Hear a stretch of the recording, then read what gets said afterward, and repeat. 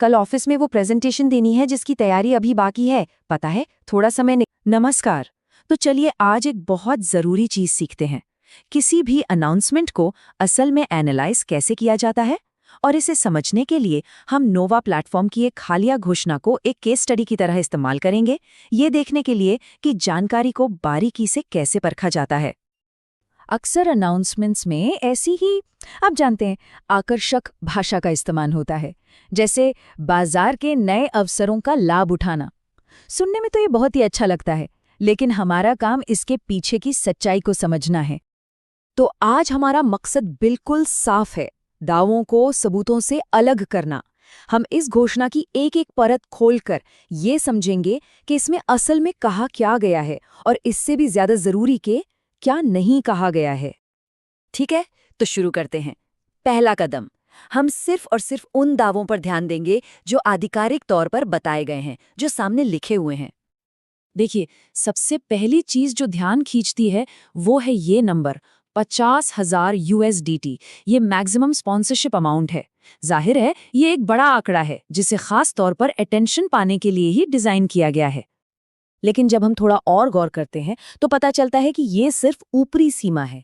असल sponsorship 200 USDT से लेकर 50,000 USDT तक कुछ भी हो सकती है, मतलब ये एक बहुत ही बड़ा दायरा है। अच्छा, तो इसके लिए योग्य कौन है? घोषणा के मुताबिक सिर्फ ओरिजिनल ट्रेजर NFT टीमों के लीडर्स, और वो भी जो लेवल 3 या उससे ऊपर के हैं। इसका मतलब ये हुआ कि ये सबके लिए नहीं है, बल्कि एक बहुत ही छोटे और खास ग्रुप के लिए है। और ये पैसा आखिर इस्तेमाल किस चीज के लिए हो सकता है? मीटिंग्स और इवेंट्स के लिए, मार्केटिंग और प्रमोशन के लिए, ब्रांड पब्लिसिटी और टीम बिल्डिंग के लिए।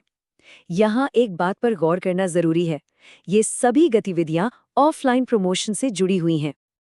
अब आते हैं सबसे अहम मुद्दे पर। ये एक घोषणा है, सबूत नहीं।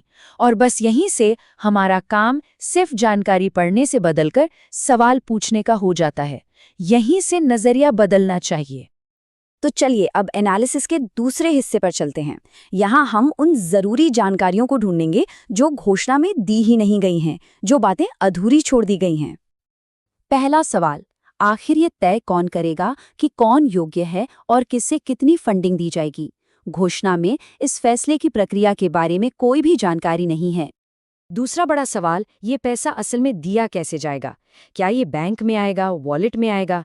फंड रिलीज करने के तरीके के बारे में कुछ भी साफ नहीं बताया गया है।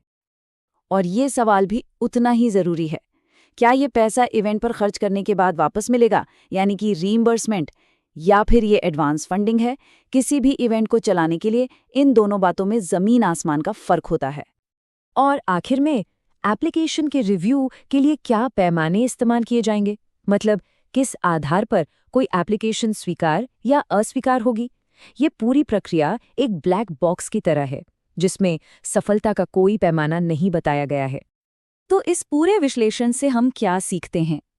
चलिए अब एक ऐसे फ्रेमवर्क पर आते हैं जो हमें ये सिखाएगा कि सोचना कैसे है, ना कि क्या सोचना है। ये एक बहुत ही सरल 3 स्टेप का ढांचा है जिसे किसी भी घोषणा पर लागू किया जा सकता है। पहला कदम, उन दावों को अलग करें जिनकी पुष्टि हो सकती है।